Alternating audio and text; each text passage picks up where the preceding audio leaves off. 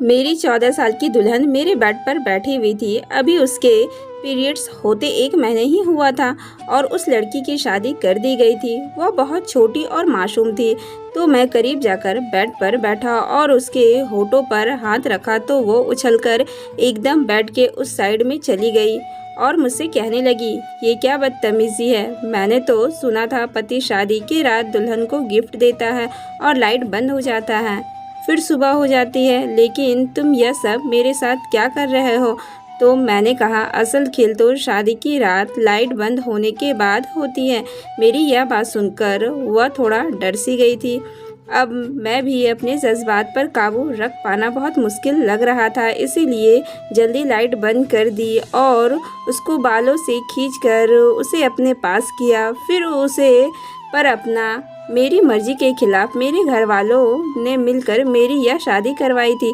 लेकिन ऐसा कुछ भी नहीं था कि मैं किसी और को पसंद करता था। मैं अभी इसलिए शादी नहीं करना चाहता था क्योंकि पारो की उम्र अभी बहुत कम थी। मेरे घर वालों ने उस लड़की की उम्र तक नहीं देखी थी, इसीलिए कम उम्र की लड़की से मेरी शादी करवाना चाहते थे।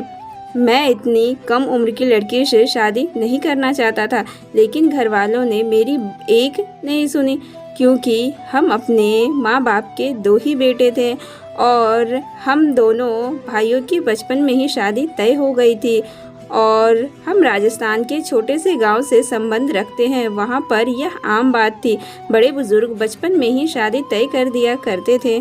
और पारो तो मेरी भाभी की बहन ही थी। मेरी पूर्णिमा भाभी की बहन पारो से मेरी शादी हो गई थी। अब इस वक्त कमरे में पारो दुल्हन बनी बेड पर बैठी हुई थी। मैंने उसे राधे राधे कहा और बेड पर जाकर बैठ गया। मैं पहले शादी तो नहीं करना चाहता था, लेकिन शादी के बाद मुझसे कंट्रोल नहीं हो रहा था। मेरे जज्बात पर काबू पाना अब मुझे बड़ा मुश्किल लग रहा था। मैंने जैसे ही करीब जाकर उसके नरम मुलायम गुलाबी होठों पर अपनी उंगली फेरनी शुरू की तो मेरी उंगलियां उसके होठों पर लगते ही उसके होंठ कांपने लगे थे। तो उसने झटके से मेरा हाथ पीछे किया और मुझसे कहने लगी, ये क्या बदतमीजी है, तुम अपना हाथ पीछे करो। मैंने भी सख्ती से बोल दिया, मैं क्यों करूं अपना हाथ पीछे, अब पत्नी बन चुकी हो मेरी। वैसे भी बहुत शौक था ना तुम्हें मुझसे शादी करने का, और स्टेज पर तो बड़ा मुस्कुरा मुस्कुरा कर बैठी हुई थी। अब तुम्हें भी तो पता चले कि शादी के रात पति अपनी पत्नी के साथ क्या क्या करता है। आज तो मैं तुम्हें ऐसा मज़ा चखाऊंगा और होश तो तुम्हारे तब उड़ेंगे जब मैं तुम्हारे बेहद करीब आकर यह सब कुछ मैं उससे कह रहा था कि मेरी बातें सुनकर वह बहुत घबरा गई और कहने लगी, देखो मैं ऐसी बेहुदा बातें सुनना पसंद नहीं करती। मुझे ऐसी बेशर्मी बिल्कुल भी पसंद नहीं है, इसलिए तुम मेरे करीब आने की कोशिश मत करना। यह कहकर वह बेड से खड़ी हो गई और वह बहुत घबरा रही थी। मैं भी उसको जोर से पकड़कर खड़ा हो गया। मैंने भी कह दिया कि बेशर्मी तो अब शुरू होगी मिस पारो। इस बेशर्मी के लिए तुम अच्छे से तैयार रहना। तुम्हें तो पता होगा ना कि शादी के रात और क्या क्या होता है। तो पारो कहने लगी कि मुझे भी तुम दूध पीती बच्ची ना समझना। मुझे भी पता है कि शादी के रात पति क्या करता है। यह सुनकर मुझे थोड़ी सी परेशानी हुई। मैंने उसे पूछा कि पति ऐसा भी क्या क्या करता है दुल्हन के साथ, जरा मुझे भी तो बताओ। जिस तरह वह बोल रही थी, मुझे नहीं लगता था कि उसे शादी की रात के बारे में कुछ भी पता होगा। कहने लगी, शादी के रात पति अपनी पत्नी को मुंह दिखाई का तोहफा भी देता है। मैंने कहा, उसके बाद क्या होता है। तो कहने लगी कि फिर पति एक लंबा लेक्चर भी सुनाता है कि मेरे मम्मी पापा का बहुत ख्याल रखना, उनकी बहुत सेवा करनी और उनका हर हुक्म मानना वगैरह वगैरह। तो मैंने कहा, अरे वाह, तुम्हें तो इतना बड़ा लेक्चर देने की जरूरत ही नहीं पड़ेगी। तुम्हें तो सब कुछ पता है। कम उम्र में ही बहुत समझदार हो तुम। हाँ, समझदार तो मैं हूँ और मुझे यह भी पता है कि अपने सास ससुर को अपने काबू में कैसे करना है। यह सुनकर तो मुझे बहुत ज्यादा हैरानी हुई और हैरान भरी नजरों से उसकी तरफ देखने लगा और फिर उसके इस बात पर मैंने अपना सर हिलाया और उससे कहने लगा, अच्छा चलो, तो तुम्हें सब कुछ पता है, लेकिन उसके बाद क्या होता है। तो वो कहने लगी, लाइट बंद हो जाता है और सुबह हो जाता है। बस इतना ही मैंने सीरियल में देखा है। उसकी बात सुनकर मैं बहुत मन ही मन मुस्कुराया था।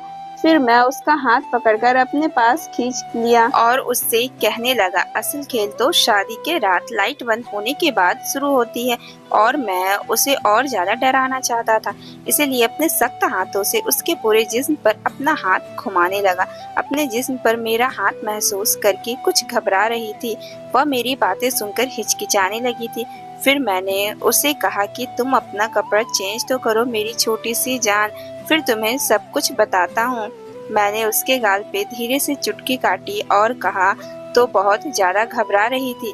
फिर मैंने उसे अलमारी से एक नाइट सूट निकाल कर दी और कहा, यह पहन लो, और वह नाइटी लेकर वॉशरूम में चली गई। चेंज करके आई तो मेकअप धुल चुका था और वह उस बारीकी जालीदार नाइटी में और ज़्यादा खूबसूरत लग रही थी। उसका पूरा बदन उस नाइटी में से झलक रहा था। फिर वह अपने खुले बालों की चुटिया बनाने लगी थी, तो मैंने उसे कहा कि तुम खुले बालों में ही ज़्यादा खूबसूरत लग रही हो, बालों को खुला ही रहने दो, तुम्हारे खुले बाल अच्छे लग रहे हैं। फिर उसको बाजू से कसकर पकड़ लिया था और उसे बेड पर ले आया और उस वक्त कमरे में खूब अंधेरा था। मैंने कहा, मिस पारो, अब तुम तैयार हो ना, क्योंकि असल खेल तो अब शुरू होने वाला है। वह तो मेरी बातें सुनकर बहुत घबरा रही थी और कहने लगी, नहीं, मुझे बहुत डर लग रहा है। और तुम अभी से ही क्यों इतना डर रही हो? मैंने तो अभी कुछ किया भी नहीं है और तुम अभी से इतना डर रही हो। जब तुम्हारे साथ वे सब कुछ करूँगा तो तुम्हारा क्या हाल होगा? तब तो तुम्हारी पूरी दुनिया घूमती हुई नजर आएगी। शादी ब्याह कोई गुड्डे गुड़ियों का खेल थोड़ी है। बहुत कुछ सहना पड़ता है एक लड़की को। मैं उसे डराना चाहता था, बजाय उसे भरोसा देता। मैं उसे शादी के रिश्ते से बहुत ज्यादा डरा देना चाहता था, ताकि पारो नाम की लड़की अपनी शादीशुदा जिंदगी से इतना डर जाए कि घर ही ना बसा सके, और मैं अपने घर वालों को यह साबित कर सकूं कि एक ही घर से दो बहनों को लाना उनका गलत फैसला था। वह बेहद नर्वस थी, चेहरे की हवाइयाँ उड़ी हुई थी। वह कहने लगी, नहीं भाई, मुझे लाइट बंद नहीं करनी, मैं लाइट जलाकर ही सोऊंगी। मैंने उसके दोनों हाथ पकड़ लिया। मैंने कहा, ऐसा कैसे पारो, यो तो नहीं होगा। जाने मन, लाइट तो बंद करनी पड़ेगी ना, आखिर तुम्हें लाइट बंद करने के पीछे की कहानी भी तो पता चलनी चाहिए कि क्यों होती है। शादी के रात लाइट बंद करके बहुत शौक था ना तुम्हें, अच्छे कपड़े, जेवर, मुंह दिखाई, महंगे तोहफे, फिर यह सब देखने में बहुत अच्छा लगता है, लेकिन असल हकीकत कुछ और होती है, और वह मैं तुम्हें आज बताऊंगा। मैंने बल्ब बंद किया और बड़े जोर से उसकी कलाई पकड़ी, उसे अपने करीब किया। जैसे ही उसे अपनी सीने से लगाया और उसको जोर से खींचा और वह चिल्ला उठी। जल्दी से वह मुझसे पीछे हट गई और बल्ब भी ऑन कर दिया। कहने लगी, मुझे अपनी दीदी के पास जाना है। वो बेहद घबरा चुकी थी, अब तो आंसू भी बहाने लगी थी। मेरा मकसद भी पूरा हो गया था। मैं उसे डराना चाहता था। मैंने कहा, चलो चलो, नखरे मत दिखाओ, लेटो यहाँ, वरना तुम्हारे साथ जोर जबरदस्ती भी करूँगा। अभी मैं प्यार से तुमसे बात कर रहा हूँ। जबकि मैंने उसे बड़ी जोरों से अपने सीने से जकड़ लिया था। वह जल्दी से उठ खड़ी हुई और कमरे से बाहर चली गई। उसने मेरे बड़े भाई का दरवाजा बुरी तरह से खटखटाया। मेरे चेहरे पर मुस्कुराहट फैल गई थी। बहुत शौक था ना मेरे भाई को शादी का, उनकी खुदगर्जी का उन्हें मुंह तोड़ जवाब मिलेगा। रोहन भाई के साथ साथ मेरे माँ बाप के कमरे का भी दरवाजा खुला। वह भी कमरे के दरवाजे पर खड़े हो गया। वह बहुत जोर जोर से रोई जा रही थी।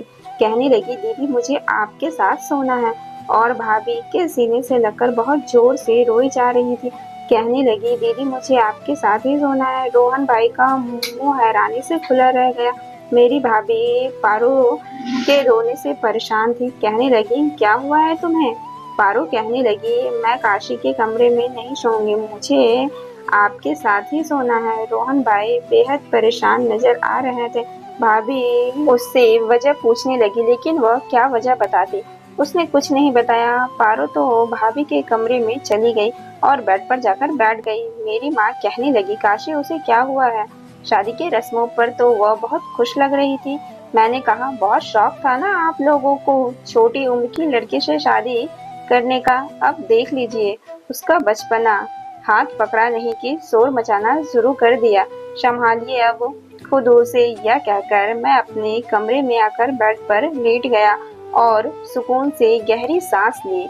उससे पहले कि मैं सोता, मेरे भाई रोहन ने बड़े गुस्से से तकिया पकड़े मेरे कमरे में जोर से तकिया बेड पर फेंका और बैठ गया।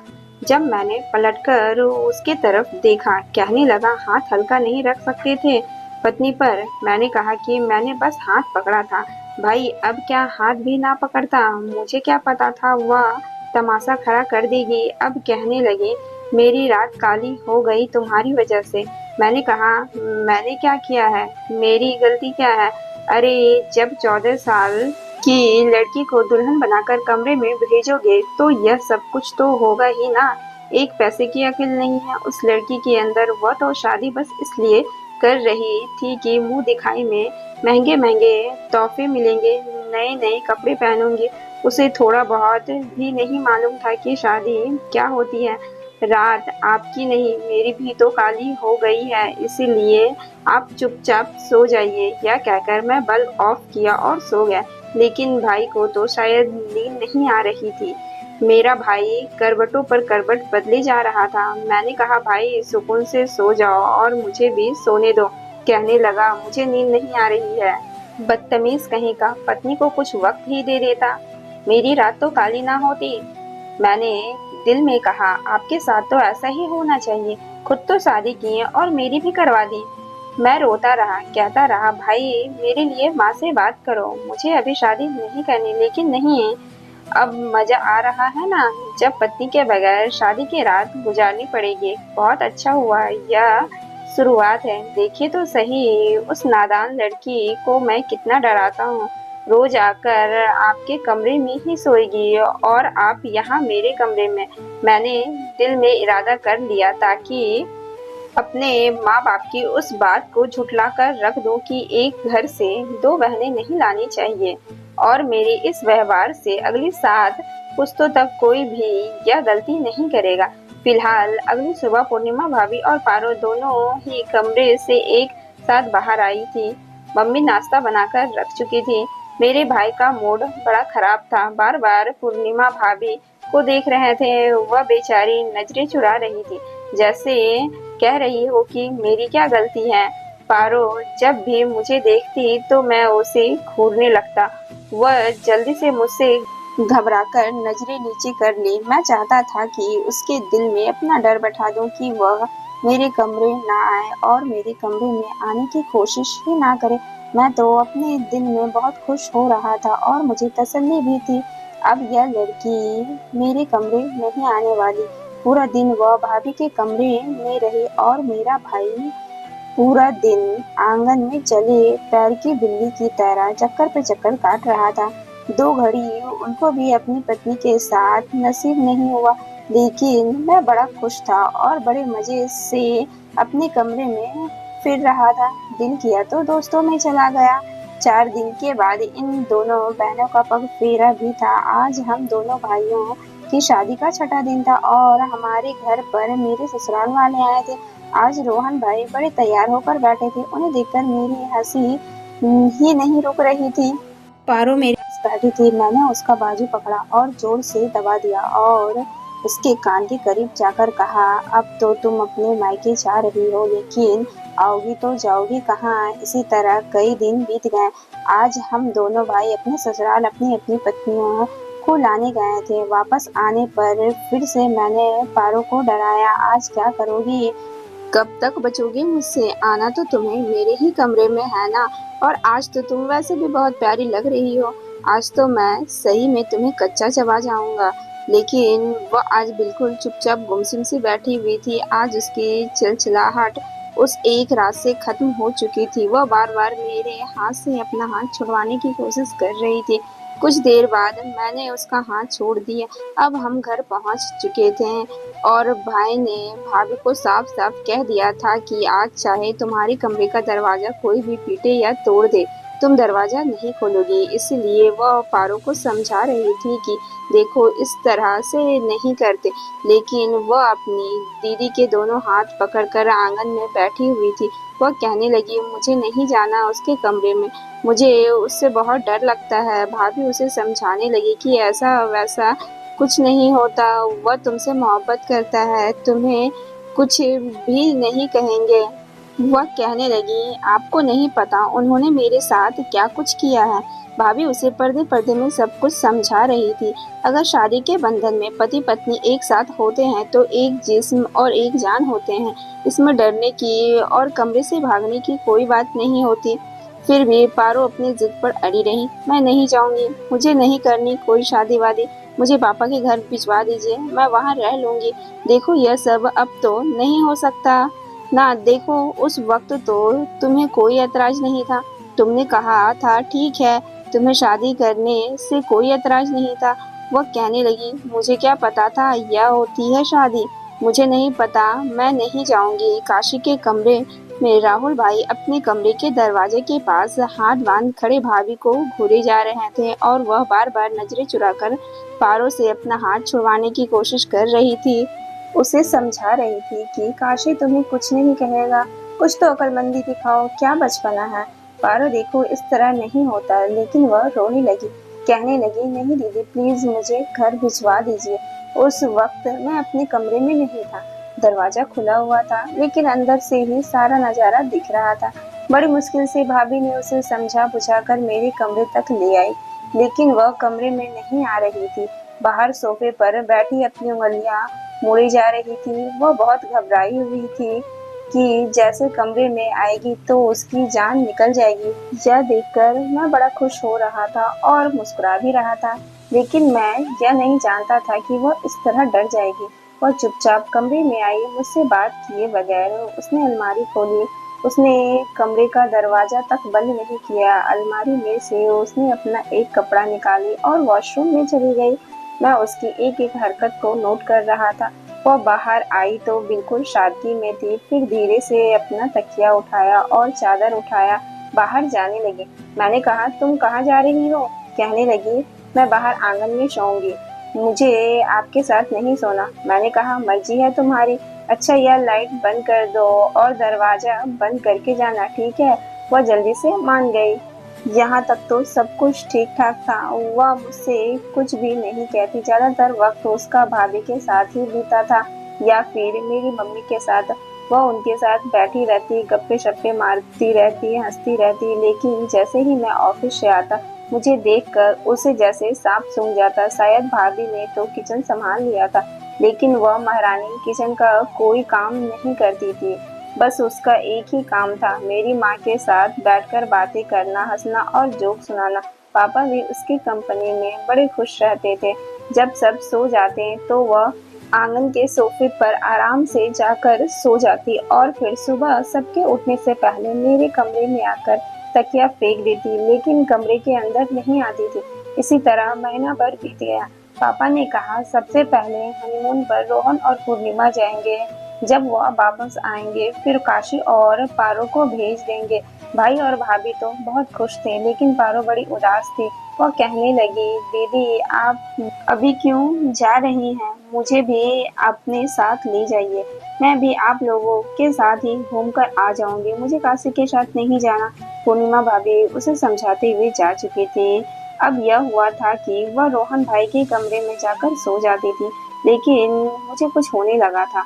फिलहाल मेरी पत्नी थी। शुरू शुरू मैंने पापा और भाई की जबरदस्ती शादी की वजह से मैंने यह सब कर दिया था, लेकिन अब दिल चाहता था कि वह मेरे कमरे में आए, मुझसे बातें करें। अब मेरे भी जज्बात उभर रहे थे जो अब तंग करने लगे थे। लेकिन जिस तरह मैं उसे डरा चुका था, वह तो मुझे देखते ही डर जाया करती थी। एक बार मुझे नींद नहीं आ रही थी। मैंने सोचा पारो से मुझे अपने किए गए व्यवहार की माफी मांग लेनी चाहिए और उसे अपने कमरे में लाना चाहिए। उसे प्यार और वह सब कुछ देना चाहिए जिसकी वह हकदार थी। मैं भी कब तक उससे यूं दूर रह सकता था? आखिर जो होना था वह तो हो चुका था। फिर मैं अपने कमरे से बाहर आया। मैंने रोहन भाई के कमरे का लॉक घुमाया तो दरवाजा खुल चुका था। मैंने हल्का सा दरवाजे को नॉक किया लेकिन अंदर बिल्कुल खामोशी थी। मैंने फिर हल्का सा दरवाजे को बजाया लेकिन पारो ने अंदर से कोई रिस्पॉन्स नहीं दिया। तो मैंने उसकी खिड़की को थोड़ा सा खोल दिया। वह बेखबर होकर बेड पर सो रही थी। उसके बालों की लट हवा से उड़कर उसके चेहरे पर बिखरी हुई थी। उसके हुस्न को और भी ज्यादा चार चांद लगा रही थी। शायद मेरी ही नजर बदलने लगी थी। बस मैंने सोचा बहुत हो चुका, मेरा गुस्सा अब खत्म कर लेना चाहिए। मैं भी रोहन भाई की तरह अपनी शादीशुदा जिंदगी बिताना चाहता था। रोहन भाई को गए हुए अभी 7 दिन हुए थे और अभी 7 दिन के बाद उनको वापस आना था। फिर मुझे पारो के साथ जाना था। मैं चाहता था इससे पहले मैं पारो के साथ दोस्ती कर लूं। मैंने धीरे से पारो को आवाज दी लेकिन वह बड़ी गहरी नींद में सो रही थी। कमरे की खिड़की इतनी बड़ी नहीं थी कि मैं उस खिड़की से अंदर जाकर जगा सकता। इसीलिए मैंने खिड़की के कांच को खटखटाया। उठो। यह भी डर था कि कहीं मेरी आवाज माँ पापा के कमरे में ना चली जाए। बड़ी मुश्किल ही सही उसने अपनी आंखें खोली। मुझे खिड़की के पास देखकर वहां आ गई। मुझसे कहने लगी, क्या है? मैंने कहा, क्या रोज रोज का तमाशा बना दिया तुमने? चलो अपने कमरे में आओ। लेकिन यह सुनकर वह फिर से घबराने लगी। मुझसे कहने लगी, मुझे नहीं आना, मैं यहाँ पर ठीक हूँ। मैंने कहा, पारो, अच्छा, आई एम सॉरी। मैं तुम्हारे साथ अब कोई बदतमीजी नहीं करूँगा। बस तुम मेरे साथ कमरे में आओ। लेकिन वह ना में सर हिलाने लगी और कहने लगी, नहीं, मैं अपने कमरे में आकर अब जलने लगा था। अपने पाँव पर कुल्हाड़ी तो मैंने खुद ही मार ली थी। कमरे की खिड़की दरवाजे सब कुछ बंद करके सोती थी। फिलहाल खाना उसे टेबल पर मेरे साथ ही बैठकर खाना पड़ा था। मम्मी पापा सामने बैठे हुए थे। जैसे ही वह खाना खाने के लिए बैठी थी, मैं उसके बराबर वाली कुर्सी पर बैठ जाता। जब भाभी थी तो वह उनके साथ बैठती थी। मैंने उसे कहा कि मेरे प्लेट में चावल डाल दो। उसने चावल मेरी प्लेट में डाल दिया। मैंने अपना पैर उसके पैर के ऊपर रख दिया और वह बुरी तरह से चीखी। बाकी सब भी मेरी तरफ देखने लगे। मैंने भी उस पर एक नजर डाली। वह मेरे पाँव के नीचे से अपना पाँव हटाने की कोशिश कर रही थी लेकिन उसके इस तरह चिल्लाने पर मैंने अपना पाँव नहीं हटाया। गुस्से से और दबाना शुरू कर दिया। अपने पैर का अंगूठा उसके पाँव से होता हुआ ऊपर की तरफ ले जाने लगा। वो अपने पाँव पीछे करती थी। मैं फिर उसके पाँव तक पहुंच जाता था। वह इस तरह नर्वस थी कि उसने खाना ठीक से नहीं खाया। जब से भाभी गई हुई थी सारा काम उसके सर पर आ गया था। माँ से पूछ पूछ कर खाना भी बना लेती थी और ठीक ही बनाती थी। रात को जब सब आंगन में थे वह किचन में बर्तन धो रही थी। मैं चुपचाप किचन में आ गया। फ्रिज में से पानी की बोतल निकाल के ग्लास में डालने लगा। वह बर्तन धोने में बिजी थी।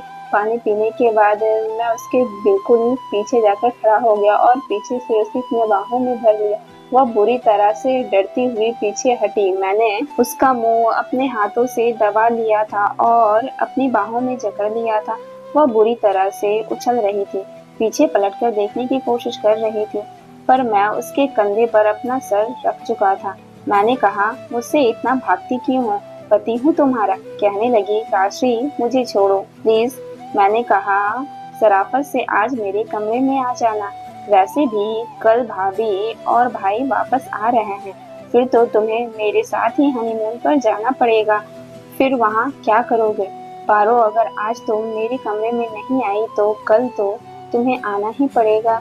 याद रखना, गिन गिन कर बदला लूंगा तुमसे।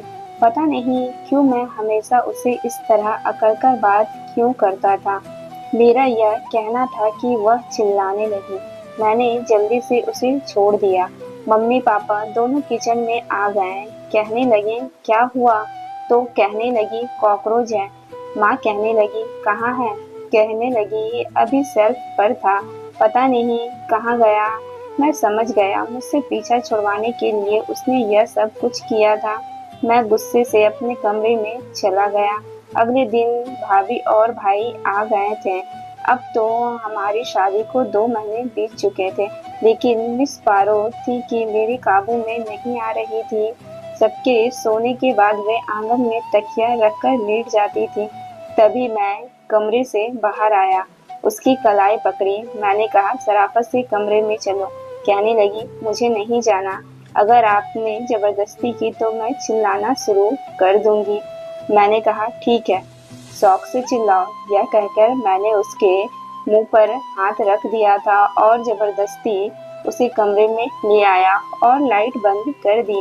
उसे बेड तक लाया ही था कि रोहन भाई के दरवाजा खटखटाने की आवाज आई और वह माँ का दरवाजा खटखटा रहे थे। माँ ने दरवाजा खोला तो कहने लगे, पूर्णिमा की तबीयत बहुत ज्यादा खराब है। माँ आकर देखिए उसे क्या हुआ है। बात कुछ ऐसी थी कि मुझे पारो को छोड़ना पड़ा। वह भी जल्दी कमरे से बाहर निकल गई। भाभी की उल्टी नहीं रुक रही थी। बेहाल हो चुकी थी। मेरी माँ ने पारो से कहा, जाओ नींबू पानी बनाकर लाओ। वह नींबू पानी बनाकर लाई, भाभी को पिलाया, फिर उसे डॉक्टर के पास ले गए। तब मालूम हुआ कि भाभी प्रेग्नेंट हो चुकी थी, लेकिन डॉक्टर ने बेड रेस्ट बता दिया था। खुशी की खबर तो थी, इसीलिए मैं भी खुश था कि चलो चाचू बन जाऊंगा। इसीलिए अब हमारा हनीमून तो कैंसिल हो चुका था, क्योंकि सारे काम की जिम्मेदारी अब पारो पर पड़ चुकी थी। भाभी को कमरे तक खाना भी वही देने जाती थी, संभालती भी वही थी, क्योंकि उनकी तबीयत ठीक नहीं रहती थी। पूरा दिन वह इस घर में धन चक्कर सी बन जाती थी। अब तो मुझे उस पर तरस आने लगा था। बहुत कम उम्र में उस पर बहुत बड़ी जिम्मेदारियां आन पड़ी थी। फिर उस पर मेरा उसके साथ व्यवहार भी अच्छा नहीं था। मुझे खुद पर ही अफसोस होने लगा था। बेचारी थक जाती थी, फिर उसे सोफे पर सोना पड़ता था। एक दिन मैंने उसे कहा कि देखो, मैं तुम्हें कुछ भी नहीं कहूँगा, तुम्हें हाथ तक नहीं लगाऊंगा, लेकिन प्लीज बेड पर आराम से सो जाया करो। कुछ नहीं कहूँगा तुम्हें। कहने लगी, लाइट तो बंद नहीं करोगे? मैंने कहा, नहीं करूँगा लाइट बंद। उसके बाद से मैं किचन में भी उसके साथ काम में मदद करवा देता था।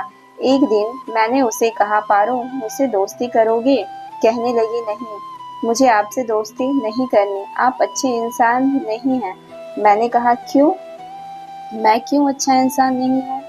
अब तो मैं तुम्हारी हेल्प भी करता हूँ। वह कहने लगी, वह तो करते हैं, लेकिन फिर भी मुझे आपसे डर लगता है। मैंने कहा, देखो, अब तुम्हें मुझसे डर नहीं लगेगा, मैं तुम्हारा दोस्त बन जाऊंगा ना। इसीलिए कहने लगी, आप मेरे साथ कोई जबरदस्ती या बदतमीजी तो नहीं करोगे? उस दिन जो तुमने किया था तो मेरी सांस ही रुक गई थी। मैंने कहा, अब मैं तुम्हें हाथ भी नहीं लगाऊंगा, तुम बस मुझसे दोस्ती कर लो। कहने लगी, हाँ, मेरे करीब तो नहीं आओगे? मैंने कहा, नहीं, करीब भी नहीं आऊंगा जब तक तुम नहीं चाहोगी। वह मेरी बात मान गई। अब मुझसे बातें करने लगी। अब तो बहुत हंसी मजाक भी हो जाती थी, मौज मस्ती भी हो जाती थी। रात को जब सारे काम से फ्री होती तो मैं उसे मोटरसाइकिल पर घुमाने बाहर ले जाता और आइसक्रीम भी खिलाकर लाता। काफी अच्छी लड़की थी। मैं अब मान चुका था कि अनजाने में मैंने उसके साथ गलत कर बैठा था। 9 महीने का टाइम भी बीत गया था। भाभी को एक बार बहुत दर्द उठा। माँ की तबीयत ठीक नहीं थी, इसीलिए मुझे और पारो को भाई भाभी के साथ जाना पड़ा। हम दोनों बहुत इंतजार में थे, देखो क्या होता है, बेटा या बेटी। लेकिन जब डॉक्टर ने बाहर आकर हमें एक ऐसी खबर सुनाई कि हमारे कदमों के नीचे से जमीन निकल गई। वह कहने लगे, मिस्टर रोहन, आपको बेटा हुआ है, लेकिन आपकी पत्नी को हम नहीं बचा सके। यह सुना था कि हमें अपने कानों पर यकीन नहीं आ रहा था। ऐसा कैसे हो सकता है? रोहन भाई तो यूं थे जैसे सांस लेना भूल गए हों। यही हाल पारो का भी था। कहने लगे, डॉक्टर, या आप क्या कह रहे हैं? ऐसा कैसे हो सकता है? वह तो ठीक थी। तभी वह कहने लगी कि उसका बीपी शॉर्ट हो गया था, इसीलिए सब कुछ बहुत आनंद फानंद में हो गया। हम पर तो जैसे मुसीबत टूट पड़ी थी। पारो और भाई की सबसे बुरी हालत थी। पहली बार मैंने भाई को यूं फूट फूट कर रोते हुए देखा था। मैं खुद कुछ समझ नहीं पा रहा था, यह सब कैसे हो गया था। एक तरफ मैं भाई को संभाल रहा था, दूसरी तरफ पारो को, लेकिन दोनों ही मेरे काबू से बाहर थे। यह सब खबर जब मैं पापा को सुनाई तो वह भी परेशान हो गए। मम्मी पापा दोनों हॉस्पिटल पहुंच गए। अभी तक बच्चा नर्स के पास ही था क्योंकि मैं तो उन दोनों को संभालने में लगा हुआ था। माँ आई तो पारो उनके गले लगकर रोने लगी। यह खबर जब पारो के मायके में गई तो उन पर तो जैसे मुसीबत की पहाड़ टूट पड़ी थी। फिलहाल वक्त था जो गुजर गया था, लेकिन हमारे घर की तो जैसे खुशियां ही खत्म होकर रह गई थी।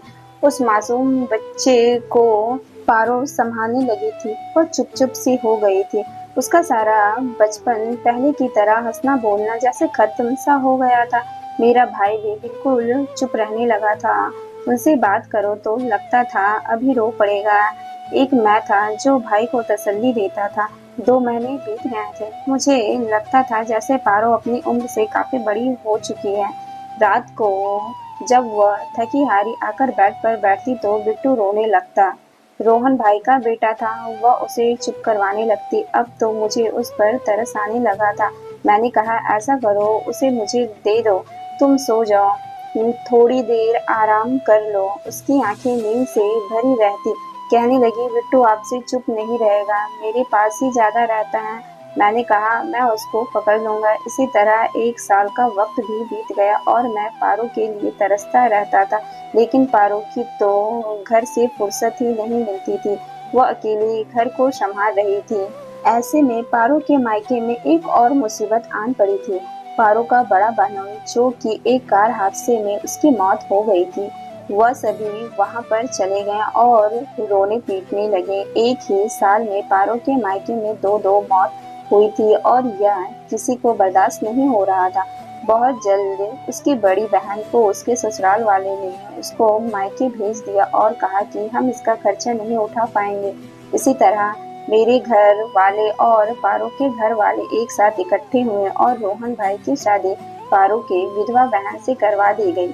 पारो के विधवा बहन के 2 बच्चे भी थे। हमने उस बच्चे को भी अपना लिया। इस तरह पारो मेरे और भी करीब आ गई क्योंकि यह आइडिया मैंने ही दिया था।